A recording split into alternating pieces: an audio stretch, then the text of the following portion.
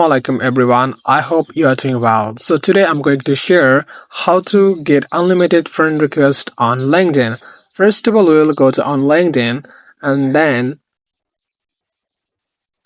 we will send some friend connection request on that.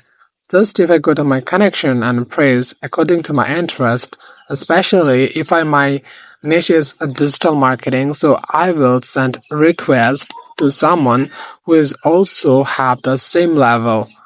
Like if I talk about this person, just if I send the connection request on this people, just simply I will press on connect, and then I can do another things for getting a good result from request connection. Just if I simply search on the search bar by a hashtag that is let's connect, so those are willing to connect, so this kind of people will appear here. Let's connect, let's connect, and then just a simple search on it, and some people has already uploaded a post who would like to connect with people and those who are active. Just for that, just simply I will press on this picture and then I will send friend request connection, and there I can do another things